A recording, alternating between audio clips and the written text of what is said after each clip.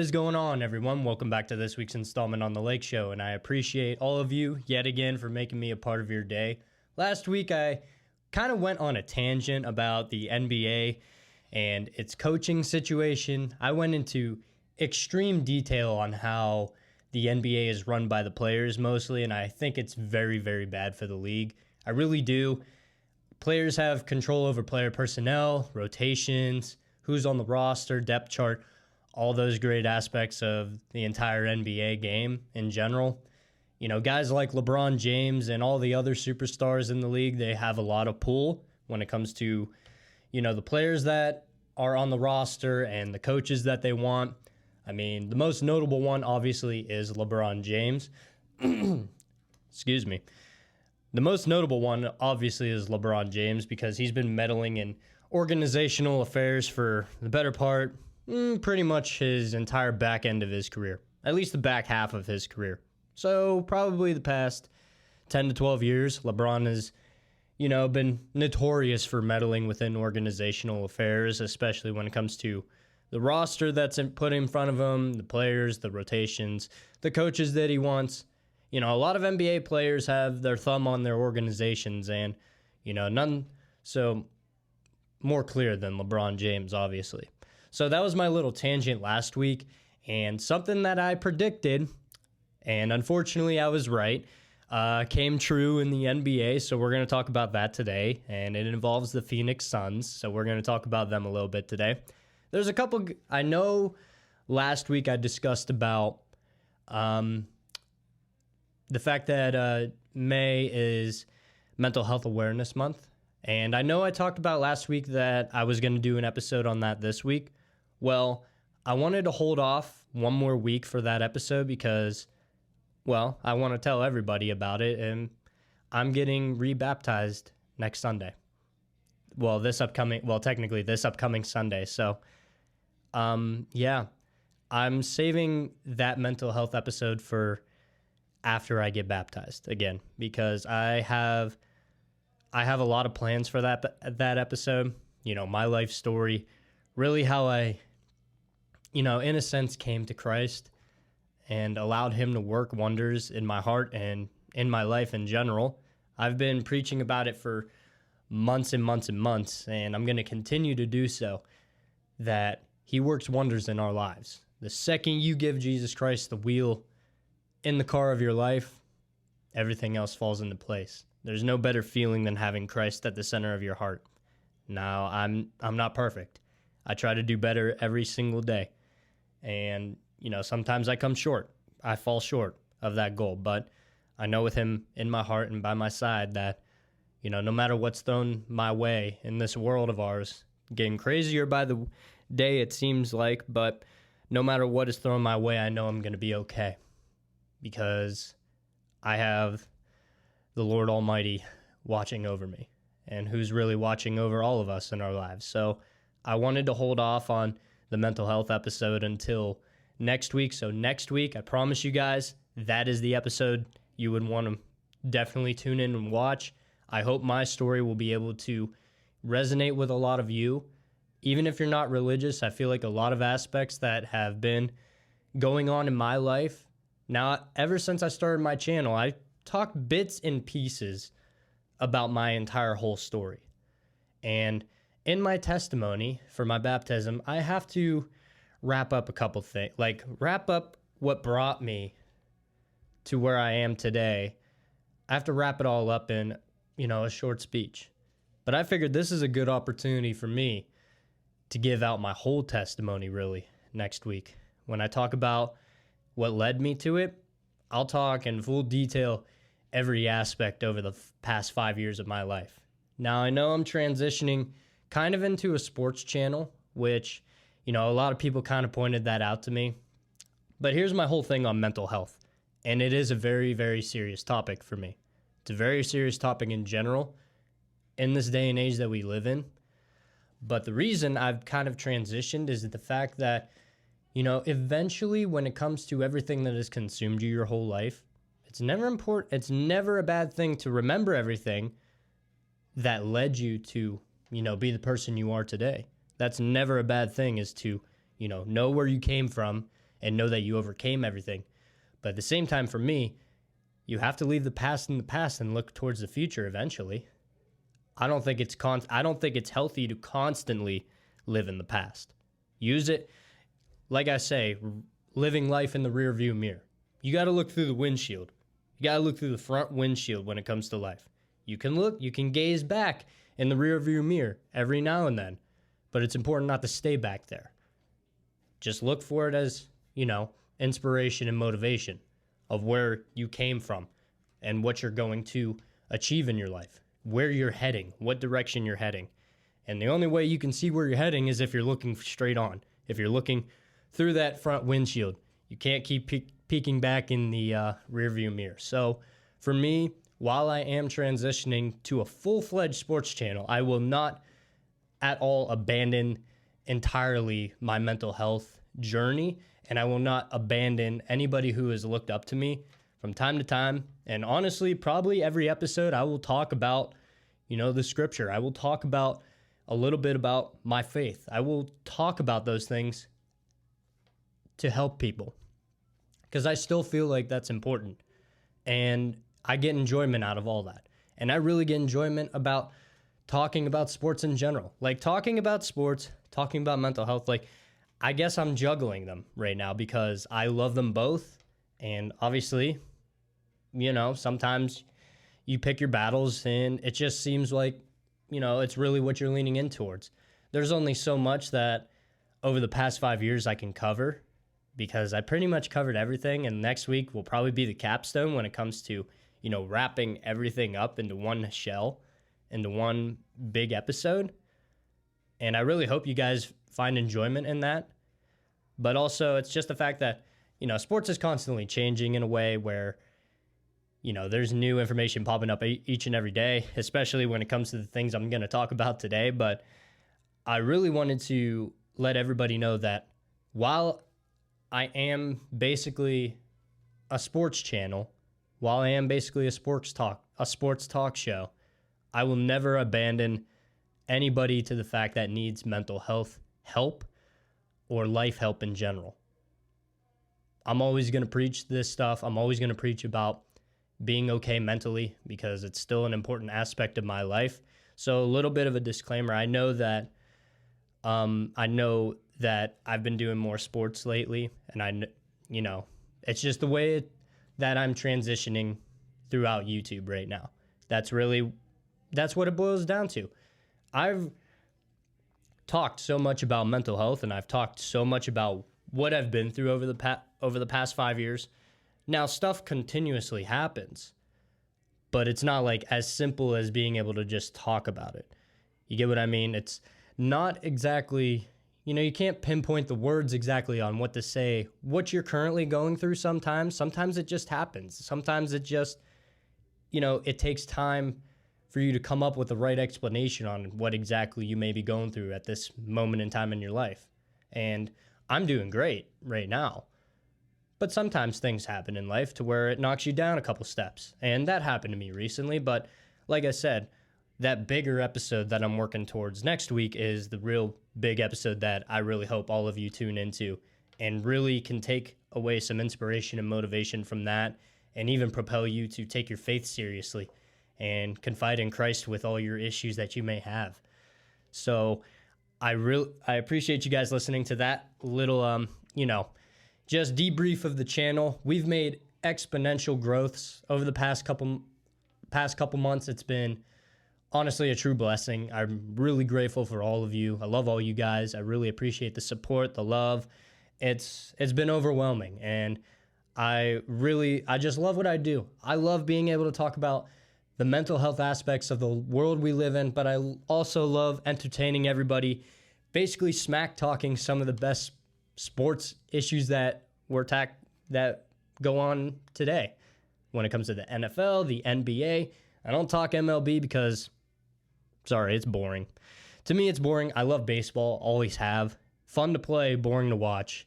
And I'm not a fan of the MLB much anymore like I used to. NHL, I love, but Vegas Golden Knights got bounced to get in the first round, of course, to the Dallas Stars. Go figure. Come on, Vegas. We were banging on you to get go back-to-back in the Stanley Cup Finals. But it's okay. Vegas still got that championship from last year. Can't take that away from us. So that was my little spiel about and debrief about my channel. I love talking about mental health because I love helping people. And I love talking about sports because I also love entertaining everybody. So I really appreciate all of you sticking with me, sticking with this channel. We are really growing into something amazing. And, I feel like I can be a pioneer for mental health, awareness, and also be one of the biggest sports talk shows on YouTube eventually. So we're going to keep those wrapped together. And that's my shtick. That's the audience I want to gravitate towards. People who want to be entertained, but also people who really could use some advice for their life and how they want to live it. So I really appreciate you guys taking that time to listen to me throughout this and stick with the channel. Also, of course, Bucked Up ambassadors. So use promo code SHOW32. Get yourself 20% off any lifting gear orders or any pre-workout orders you may have at buckedup.com. So, wow, that was one heck of an intro. 10 minutes worth of an intro. Wow. Time flies when you're having fun talking. I love podcasting. I really do. It's so much fun. But we're going to let's jump into our first topic today.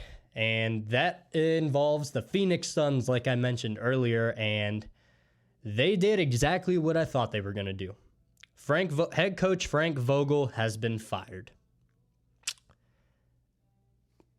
It makes absolutely no sense to me. I'm losing train of thought on this because I'm running out of words to say when it comes to the NBA and the coaching situations and the players' situations. I said this last week, and I'm going to continue to say it. Is it really Frank Vogel's fault? Does he need to be the fall guy? The fact that Bradley Beal, Kevin Durant, and Devin Booker, the big three that was supposed to change the Phoenix Suns' entire franchise and finally lift them up to a championship, is it their fault? Is it Frank Vogel's fault that those three, the big three, only played like 20 games together? Is it Frank Vogel's fault that injuries basically plagued this entire team? Is it Frank Vogel's fault that they don't have any sense of a bench because they traded all their pieces to get Bradley Beal? They're locked up in those three big contracts with Booker, Durant, Beal. They got nothing else to show for. And what do they got to show for this year? Swept in the first round. Is that really all Frank Vogel's fault? I'm not saying coaching doesn't matter in the NBA. I'm not saying that whatsoever.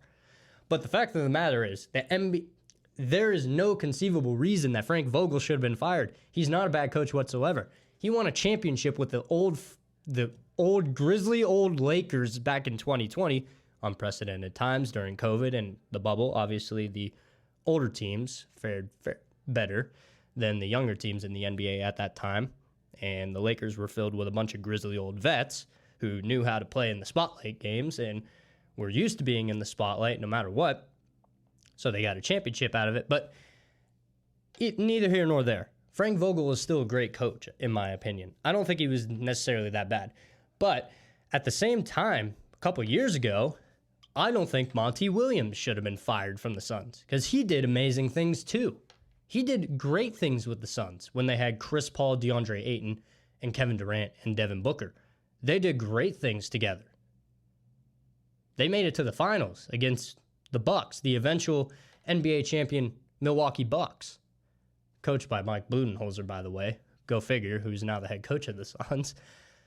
But you get what I'm saying? It's the fact that NBA coaches are always made the fall guys when shit hits the fan and stuff doesn't go their way.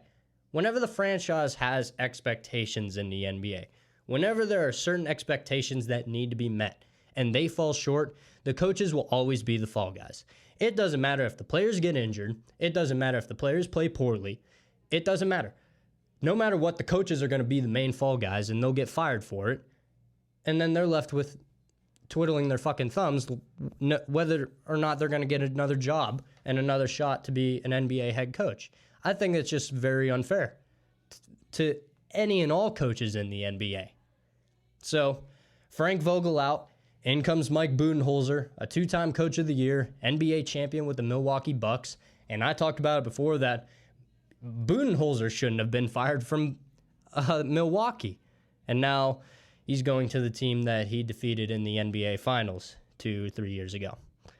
So Frank Vogel out as the Suns head coach, and Mike Budenholzer in. So Mike Budenholzer in to usher in a new era of Phoenix Suns basketball. I don't know where the Suns are going to go from here, honestly. Like, is it going to be Mike Budenholzer's fault when Bradley Beal, Devin Booker, or KD aren't playing as much anymore either? Is it going to be Budenholzer's fault that people are going to get injured? Is it going to be his fault? Is he going to be the fall guy in another 2 to 3 years and just become another name in the carousel of coaches to be fired in the NBA? Time's going to tell, but I think it's ridiculous of how NBA players pretty much run the NBA. And you can see how much it hurts the league. This is why leagues like the NFL are powerhouses over the NBA, MLB, NHL. Like, they're all great leagues. They'll constantly make money. All of these leagues will make money, no doubt about it. But it's the fact that the NFL is just so good in every aspect. They basically took over Christmas Day now. Christmas Day is that used to be one of the biggest days for the NBA when it comes to the games that they would have on. I remember watching Boston and LA, Golden State and Cleveland before, Steph Curry and Clay versus Kyrie and LeBron from years ago. Like, I remember those bigger games. I remember Christmas Day being one of the biggest days of the year for the NBA. Not anymore. NFL is taking over that with ease. The NFL is basically bullying the NBA, MLB, NHL. It doesn't matter what league. NFL is at the top of the sports world, and it's not even close. Other than soccer on the world scale, we know that soccer really takes hold, is the top sport from a world standard. But here in America, obviously, NFL, everybody else. And it's not really that close. So, Mike Budenholzer in to usher in a new Phoenix Suns era. I hope he lasts longer than Frank Vogel and Monty Williams. I really do, because like Monty Williams and like Frank Vogel, Mike Budenholzer is a great coach too. Two-time Coach of the Year and an NBA champion for a reason. He's a good coach. You know, coaches, they don't get enough credit, and they're always made the fall guys in the NBA, and that's unfortunate. Now, as we transition into that, so Mike Budenholzer is the new head coach of the Suns. There's one player on the Suns who I think we need to have a serious talk about their legacy, quote unquote. And that's Kevin Durant.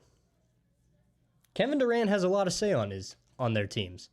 And he has a lot of say as to where he ends up when it comes to who he plays with, who he wants to play with, and I'm pretty sure what coach he wants. Like a LeBron James. It's like I said before, the NBA players run this league. But I want to talk about Kevin Durant and his legacy. Now, 5 to 6 years ago, I would have said Kevin Durant and LeBron James, two best players in the world, and you can flip-flop them. There was a time, a small stretch, where we were debating whether Kevin Durant was the best player in the world over LeBron James. Looking back on it, that's ridiculous in my opinion. But Kevin Durant's legacy, I think, is at stake within these next couple of years. So Kevin Durant, let's go over his first 12 years in the league. So obviously his rookie year played for the Seattle Supersonics, who are now the OKC Thunder. So from 2007 to 2019, Kevin Durant, I believe, is a two-time MVP. He made it to the finals once with the Oklahoma City Thunder. He made it once and got beat down by LeBron James and the Miami Heat.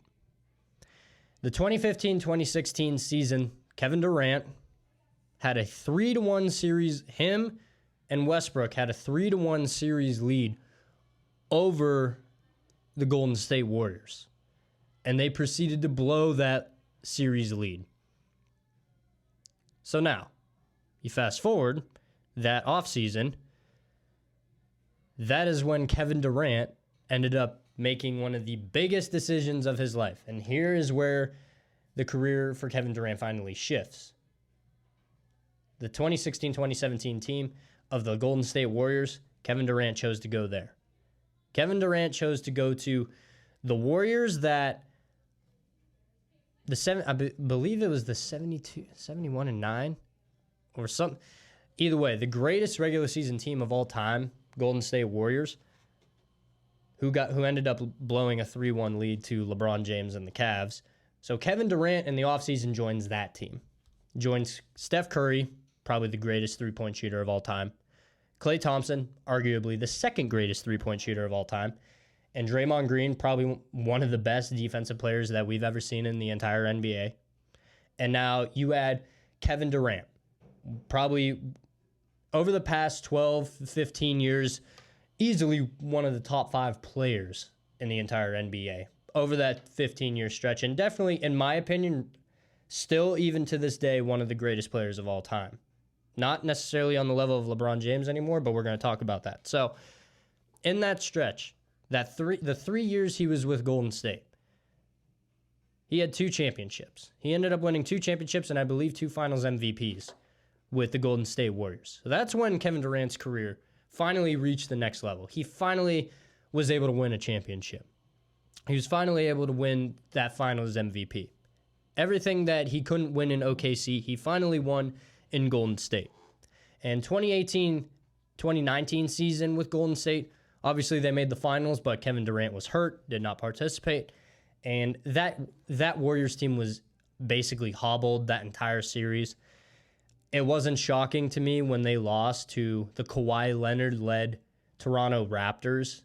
It didn't surprise me whatsoever, but in all honesty, if Kevin Durant, Steph Curry, and Klay Thompson, if they were all healthy, if that entire Warriors team was healthy, they probably would have swept the Raptors. Maybe the Raptors would have got 1 game in Toronto, but I can't see any scenario where that Golden State team healthy would have lost to the Toronto Raptors that year, led by Kawhi Leonard, who was great. He was fantastic that year, but I don't see any conceivable reason that the Golden State Warriors would have lost in 2019 to the Raptors.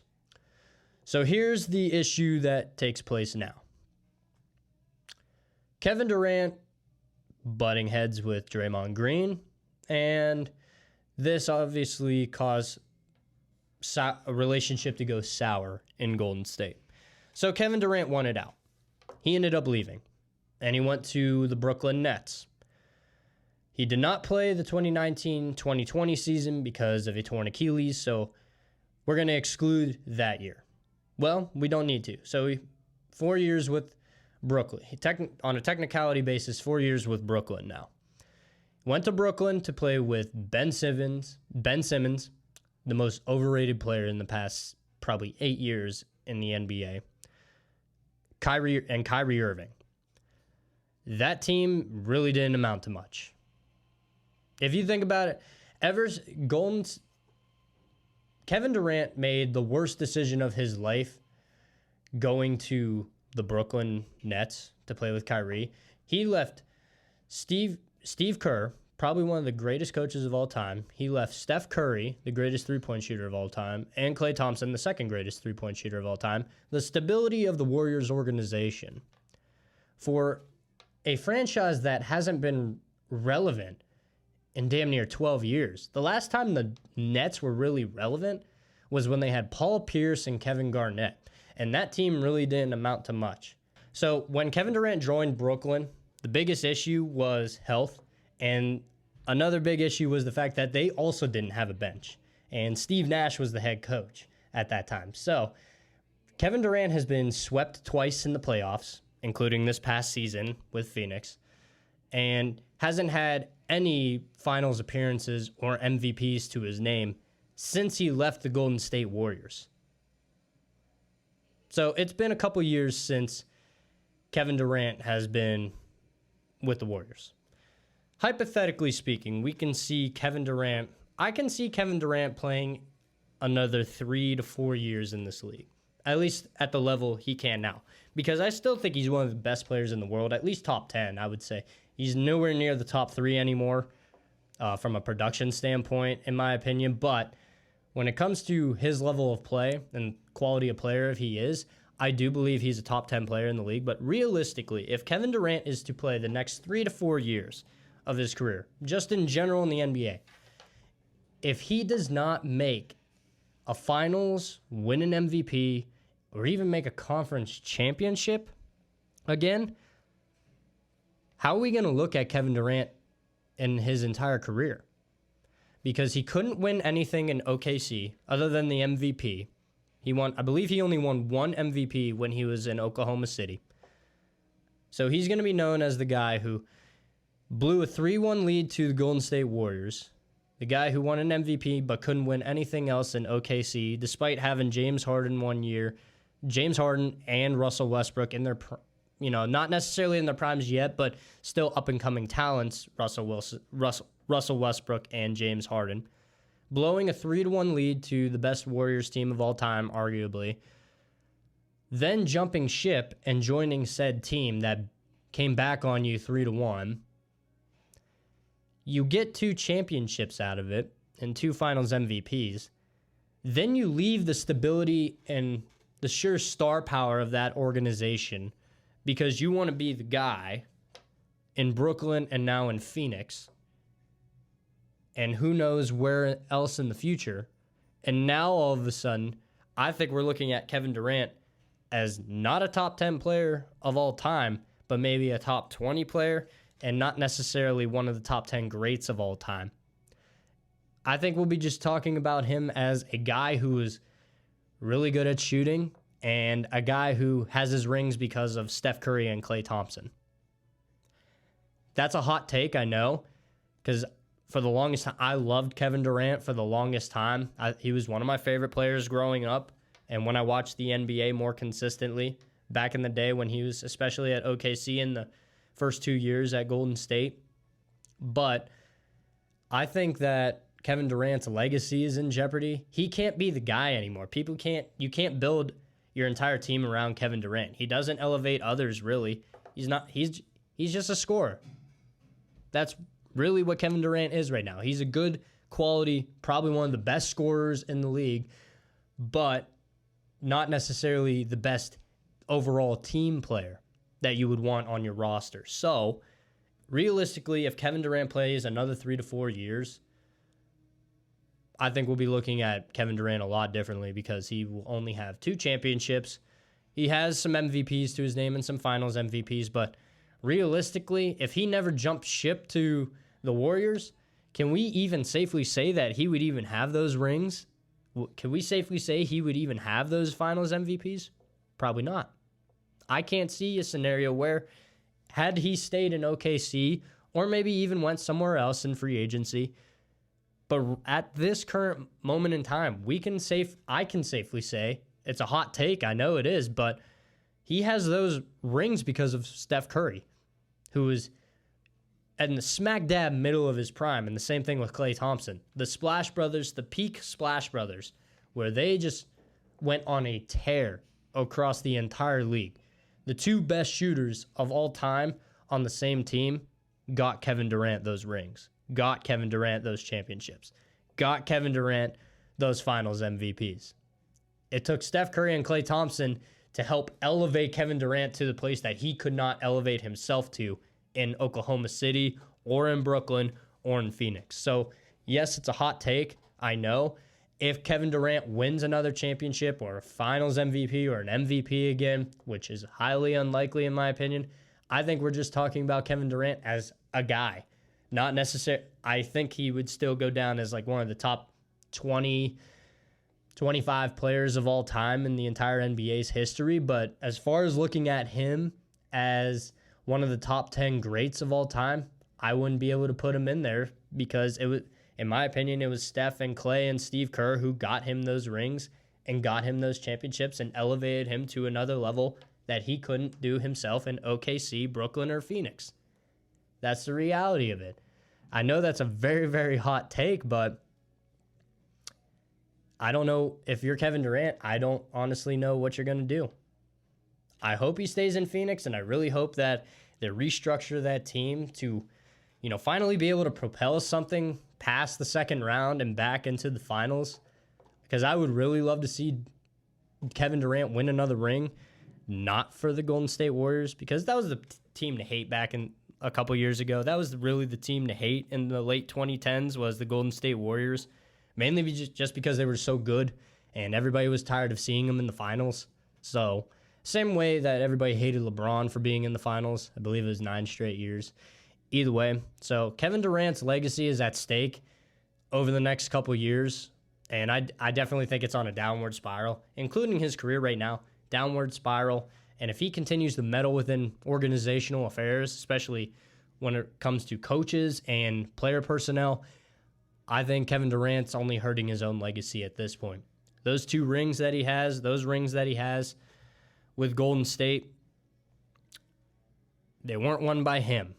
I think they were won by Steve Kerr and the Splash Brothers, because they were winning championships before KD got there, and Golden State won a championship after KD left there.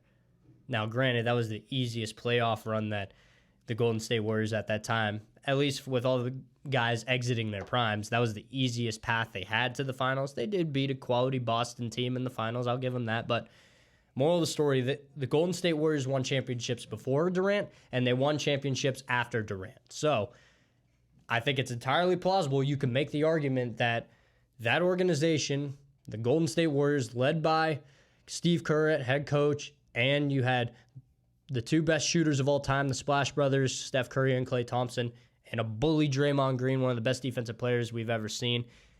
I don't think it's far-fetched to say that those guys won Kevin Durant his rings. Despite Kevin Durant being a fantastic player and an even better player back in the day when he was on the Warriors, a lot of people considered him the best player on the Warriors at that time. I disagree. I think it was clearly Steph Curry. But no matter what way you swing with it, I believe that Golden State, that organization, and the Splash Brothers got Kevin Durant those rings. So looking forward, I hope Kevin Durant can make some changes with his career, and I hope he sees, what exactly is impacting his career right now, because he's not going to be looked at as one of the greatest of all time anymore. All right, so that was my little rant. Kind of crazy, man. I haven't talked this much NBA in a long time, and I haven't really been invested in the NBA for such a long time. Given everything that's been going on recently, just the sheer amount of turnover when it comes to NBA coaches, and honestly, seeing the young athletes and the young talent in the NBA starting to rise, I think, I'll probably be more in tune with NBA over the next couple years. I love the NBA. I have when I was young. I still love it. I just fell off for a long time, mainly because of the load management crap. So we're going to transition into something else. So I mentioned in I want to say 2 or 3 months ago, I did an episode when EA, Electronic Arts, was finally releasing another college football game for the first time since 2014. Sorry, 2013. Or was it 2014? Either way, NCAA 14 was the last college football game released, and back a couple months ago, we got an announcement that EA College Football 25 is indeed hitting shelves this year in 2024. So they just released the cover of the deluxe edition of EA College Football 2025, and it looks gorgeous. I love the cover. You got Quinn Ewers, you got Donovan Edwards, and you got Travis Hunter, the 3 main dogs, 3 main players on the top of the cover, and then obviously surrounded by a bunch of other teams, bunch of other flags, banners walking out the tunnel. This is glorious. This is amazing artwork right here. Pay attention to, from left to right, I'm putting it up on the screen for you guys. So you got Quinn Ewers, who's the starting quarterback for the Texas Longhorns. His number's 3. So, and then Donovan Edwards, running back for Michigan, number 7, and Travis Hunter, cornerback and wide receiver for the Colorado Buffaloes, number 12. So, a little bit of conspiracy theory right here. So, Quinn Ewers, number 3. 3 platforms: PC, Xbox, PlayStation. Donovan Edwards. Number 7, the month, July 7th. And then Travis Hunter, number 12, the day, 12. So I think a little bit of conspiracy theory. NCAA College Football 25 is going to release on all the three main platforms, PC, Xbox, and PlayStation, on July 12th, 2024. We already got looks. We already got a sneak peek of graphics. I'm putting up the graphic right now. Like, I think this game is going to be absolutely stunning. I really do. I'm looking forward to this. Now, EA, Electronic Arts as a whole, as a company, has always faced scrutinization, has been for a long time, probably one of the more scummy businesses in the gaming industry for a better part of forever. They used to release great games, but you can see the trends with a bunch of other games like the Madden franchise. I basically stopped playing Madden as a whole. I think it's garbage. I think you're paying $70 a year for, a roster update. That's all really what you're paying for when it comes to Madden. EA makes the habit of adding new features to the Madden games, but all the features that they add are from older titles. I can go into a game like Madden 22, which I have, and Madden 22. That was the last Madden game I bought until I grew up and actually realized I'm paying $70 every year for a roster update. I might as well play the old one and just use Creative Player. But features that are in the newer Maddens that have been claimed new by EA and their, marketing team, I can pull that out of a Madden game from 20 years ago. I can pull those game modes out of Maddens from 10, 15 years ago, the prime Madden games. I can take a feature from Madden 25 that EA called new. I could pick that feature. I could pick that feature out of Madden 11 from 13 years ago. Certain features and things that are added to games is from EA. That's just a scummy business practice, in my opinion. Stop calling shit new when it's been done before. That's not new. You're just reinventing the wheel at that point. There's no point in calling that new whatsoever. EA, stop releasing the same shit every year. And I apologize for cursing, guys. I'm trying to cut back on that, but EA is one of the most scummy businesses when it comes to releasing these sports games year in and year out. I'm not the only one who's been saying this. You can ask anybody who's played Madden, any big Madden YouTuber, any sports game lovers. They'll tell you that Madden is just a reskin of the previous year. They'll tell you that any new Madden is just a roster update from the previous year, despite adding a few new features, which realistically were in the old game. But the thing that I'm hyped about College Football 25 is the fact that this game is completely made from the ground up. This game is completely new, and I've been told that and I've been reading and been told that it's not going to feel like Madden at all, which, thank you. That's what we've been wanting. A new, improved college football game. Honestly, if they took NCAA 14, added everything, and maybe improved upon it, if they improved upon NCAA 14 and plugged it into the new engine, if it handled the same way and just looked better and had all the new features that are probably going to be in this game, I would take that. I want an updated NCAA 14 with fleshed out features and additions to the game and the updated graphics. That's the kind of game I would want. Or better yet, NCAA 06, widely considered the greatest college football game in history, brought to the modern day.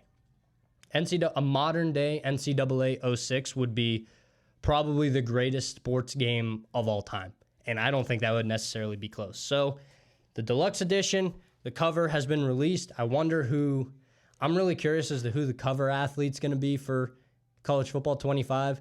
You have so many players from the past that could be included because we missed so many years of the game. I could think of 5 or 6 that I would really want to see on the cover. I would definitely like to see a Zeke Elliott. Zeke Elliott on the cover would be amazing. Johnny Manziel, Marcus Mariota would be very cool. Caleb Williams, for obvious reasons, having a USC Trojan on the front cover would be just stellar and amazing. I think CJ Stroud is another guy that I would love to see on that cover. And then, honestly, maybe even a mix of the past Heisman Trophy winners, like Joe Burrow, Kyler Murray, Baker Mayfield, Lamar Jackson. I would like to see, I hope this cover is going to be amazing. I really do. And I think it will be, because if any indication of the deluxe edition cover, I think we're in for a treat. And especially the graphics. That game, I know this game is going to look beautiful, especially built from the ground up. I believe it's May 16th where we get we finally get a full reveal trailer. So I'm looking forward to it. EA, please do not screw this up. All of us who love college football and all of us who love the college football games, we're begging you, please do not screw this up. I can't deal with that heartbreak. That's one heartbreak I can't deal with. So that's releasing. In my opinion, I think we'll get this new game July 12th of 2024. All right, so we're gonna transition to our last topic. So this is kind of funny. Anybody who has Netflix or watches Netflix on a regular, and anybody who loves sports in general and loves football, Netflix just recently did a roast of Tom Brady. So they had a bunch of former athletes and a bunch of comedians from Hollywood just get up to the podium and just roast Tom Brady about his life, his playing career. Anything and everything was on the table, especially Netflix doing it. You knew damn well that everything was going to be on the table to joke about. Now, obviously, Tom Brady, I will say, anybody who's willing to be roasted by any of these athletes or any of these comedians from Hollywood, they're brave, and they got some serious stones putting up with this crap. So I'm gonna play one little snippet of it. This is when Ron Burgundy came out, obviously known as Will Ferrell. We all know Will Ferrell as Ron Burgundy. Anchorman's such an underrated movie. I loved Anchorman. Second one, not so much, but first one definitely. But they brought Will Ferrell, Ron Burgundy out to roast Tom Brady. I knew that somebody was going to say it, but I'll play it right now because this is the truth. It was hysterical. But you won't be forgotten. You'll always be remembered as Eli Manning's bitch. You will always be remembered as Eli Manning's bitch. Yep, Tom Brady, 7 Super Bowls, but could never be Eli Manning. But it's just the fact that the amount of shit said to Tom Brady is actually crazy to me. And the fact that they actually brought out Bill Belichick and Robert Kraft to participate in the roast together for Tom Brady. Now, Tom Brady has been saying crap about Bill Belichick saying crap about Tom Brady. This was years in the making.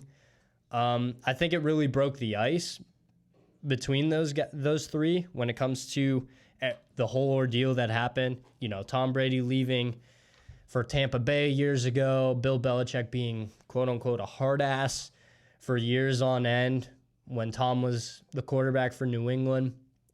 Everything that Robert Kraft has rather not have done for Bill Belichick, because Bill Belichick is still unemployed. Tom Brady's retired. Robert Kraft, owner of the Patriots. It's just that's just a lot of crap going on. And the debate was always who was responsible for the New England Patriots dynasty. Was it more Bill Belichick? Was it more Tom Brady? I think the fact that both of them were able to come together for this roast of Tom Brady and just break the ice and just have fun, I think that does show a lot about their relationship and their friendship. I really do think that they're, maybe not necessarily on the greatest of terms, but I definitely think they do still have a mutual respect for one another and what they were able to accomplish in New England for 20 years, winning 6 Super Bowls together. So, in my opinion, who was really responsible for the New England dynasty over that 20-year stretch, winning those 6 Super Bowls? They both had a hand in it, but I think it's obvious it's pretty even for the most part, but you have to look at and give the tilt towards Tom Brady. I mean, Tom Brady left New England. New England wasn't the same team whatsoever. Tom Brady made the playoffs, obviously, in his last year at New England. He made the playoffs, but that team just wasn't built to win the Super Bowl that year whatsoever. That team, old, brittle, and Tom Brady wasn't really what he was, in a sense. We all thought that possibly he was going to retire, but I had a feeling he would go to a different team. But you have to give the nod to Tom Brady a little bit more than Belichick, because Tom Brady left New England. The first year he went to Tampa Bay, he won a Super Bowl. So, and the year prior, before Tom Brady's arrival, Tampa Bay pretty much had the same roster, but Jameis Winston at quarterback. Basically, that entire roster stayed the same. They just added Tom Brady instead of Jameis Winston. And look what happened. He won his 7th Super Bowl and absolutely bitch slapped Patrick Mahomes and the Chiefs around on that football field. That Chiefs team had no chance against that Tampa Bay team whatsoever. So, Tom Brady, I've talked about there's no quarterback that can own Patrick Mahomes. Correction, there is one quarterback who owns Patrick Mahomes and lives in his head rent-free, and that's the GOAT Tom Brady. So, I definitely give the nod to Tom Brady as to who was more responsible for, the dynasty in New England, just because New England didn't make the playoffs hasn't made the playoffs since Tom Brady left, and Tom Brady won another Super Bowl since he left New England. So while they both, Bill Belichick and Tom Brady, went hand in hand in creating that dynasty, slight more of an edge to Tom Brady because he left and actually won a Super Bowl still. So if you haven't watched it, if you have a dark sense of humor, and if you just like humor in general, check it out on Netflix. Some of it's hard to listen to, but I like that sort of humor. It's a tough listen though. Sometimes for some parts, it's a tough listen if you don't really like dark humor. But if you like comedy in general and don't care about the humor, check it out on Netflix. It's still up there. And that's going to wrap it up this week on The Lake Show, everyone. Again, I really appreciate you all making me a part of your day, and I really look forward to talking to you guys next week. I really think it's going to be a spectacular episode. So be sure to leave some comments down below, share with your friends. I'm your host, Dominic Lako. God bless. I love the chase and the hunt, and I set the pace when I'm running. I always take what I want and I always give it 100. Don't need a bank, no I'm funded. Play the game like it's nothing. I'm always thankful for something. Don't take for granted, stay humble. Now wake up! It's time to look at the enemy. Look in the mirror if he is no friend to me. It's not working out, maybe it's the chemistry. It's time to break up so I can make a better